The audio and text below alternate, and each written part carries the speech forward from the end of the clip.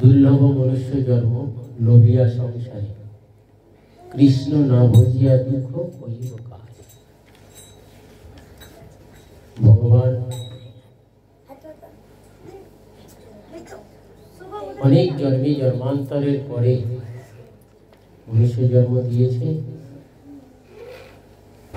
হরি ভজন করার জন্য।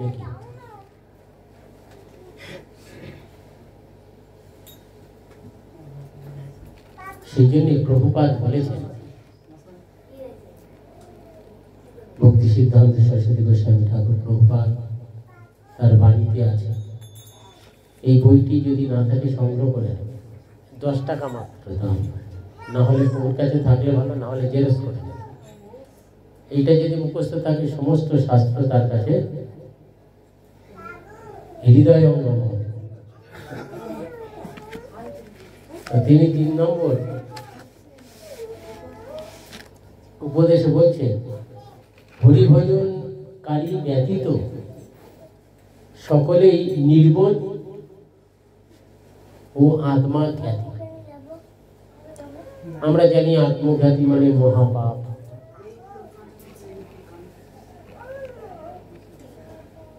আবার আর এক জায়গায় বলেছে, অগ্নিতে পুরিবার পিঞ্জরে বদ্ধ হই, তবু বইয়ের মুখর সঙ্গ নাহি করি। আগুনে পুড়ে মরো, আত্মঘাতী হও, তাও ভালো, কিন্তু বহির্মুখ লোক না সাংঘাতিক। তারা কিছুতেই ভক্তি পথে অগ্রসর হতে দেবে না, হরিনাম করতে দেবে না। এই জন্য সঙ্গ যদি ভালো যদি না হয় না, তার জীবনটা শেষ।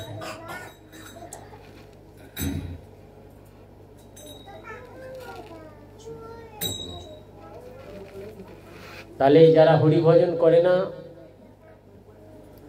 তারা নির্বোধ। নির্বোধ মানে বোঝেন, মানুষ তিন রকম। এক প্রকার মানুষ নির্বোধ, আর এক প্রকার মানুষ বুদ্ধিমান, আর এক প্রকার মানুষ সুবুদ্ধিমান। নির্বোধ মানুষ কি? সে পশুদের মতো জীবন নির্বাহ করে, আহার নিদ্রা ভয় মৈথুন, খাবো দাবো সংসার করবো মরে যাবো, আবার পরকালে কি আছে, মরে গেলে কে দেখতে যাবে? সকলের মুখে কিন্তু এক কথা, এইটাই কথা। আপনি স্কুল, পাঠশালা, আত্মীয় স্বজন, ডাক্তার, যার কাছে যাও, একটাই খালি বীজ মন্ত্র, খাও দাও, শরীরটা তাগড়াই করো, মরে গেলে হয়ে গেল, আবার ধর্মকর্ম। কিন্তু হিন্দু ধর্মে আছে সকর্ম ফলভোগ প্রমাণ। বাপ কারে ছাড়ে না আমরা জানি, কিন্তু ওইটাই বেশি করে করে। যার যেটা খেতে নাই না, সে সেটা বেশি করে করে। আমাদের হিন্দু ধর্মে আছে, এই জন্য হিন্দু ধর্মের অনেক নিয়ম আছে। কেন? ত্যাগই পরম শান্তি। এই মায়ার সংসারে, ভোগের সংসারে থেকে তোমাকে ত্যাগ করতে হবে, সেই বড় ত্যাগই।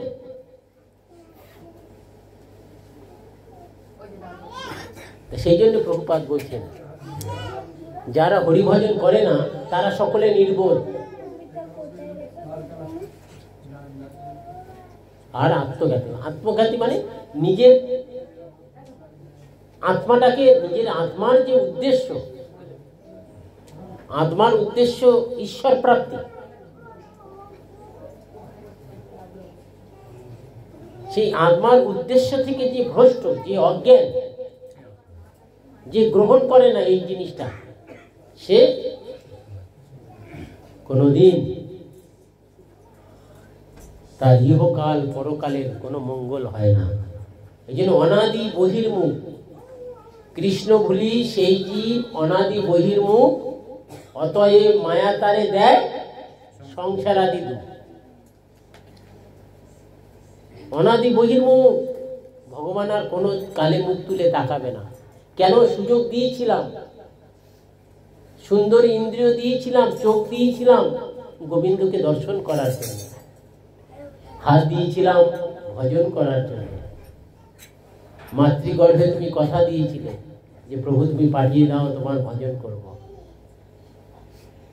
কিন্তু হাইরে মায়া, হাইরে প্রকৃতি, সবই শেষ। তাই প্রভুপাদ বললেন, আমরা সকলেই আত্মজ্ঞাতী। জীবের স্বরূপ হয় কৃষ্ণের নিত্য দাস। আমরা যদি ভগবানের দাসত্ব স্বীকার করব, তাহলে কিন্তু শুধু আমরা ভগবানের দাসত্ব না, ভগবান বলছে আমার দাস হওয়ার আগে আমার ভক্তের দাস হও। কেন? ভগবান নিজেই বলছে আমি হই দাসের দাস। স্বয়ং মহাপ্রভু কৃষ্ণ নিজেই ছুটে গিয়ে বাবার খড়ম দুখানি মাথায় করে নিয়ে আসছেন। মহাপ্রভু বাবার খড়ম দুখানি নিয়ে মাথায় করে আসছেন। সেই জন্য শাস্ত্রে বলেছেন, ভক্তপদ রেণু ভক্তপদ জল, ভক্ত ভুক্ত এই তিন সাধনের ফল। ভক্তের উচ্ছিষ্ট ভক্তপদ রেণু আর ভক্তপদে জল। ভক্তের উচ্ছিষ্ট মানে কি? তাহলে ভক্ত খেয়েছে খাবো না, ভক্ত যে কথাগুলো বলে সেই কথাগুলো কান দিয়ে খেতে হবে, এইটা উচ্ছিষ্ট। মানে শাস্ত্রের কথা, ভগবান শাস্ত্ররূপী বাণীরূপী, ভক্তের মুখ থেকে কান দিয়ে খেতে হবে, ভক্ত উচ্ছিষ্ট। ভক্তপদ জল মানে ভক্তের সেবা করতে হবে। ভগবান বলছে সব থেকে আমি ভক্ত সেবায় বেশি খুশি হন। এই জগতে অনেক সেবা আছে, কিন্তু কেউ যদি আমার ভক্তের সেবা করে, আমিও তার দাস হই, সে আমাকে অনায়াসে লাভ করতে পারে, আমি তার গৃহে বন্ধন হয়ে থাকি।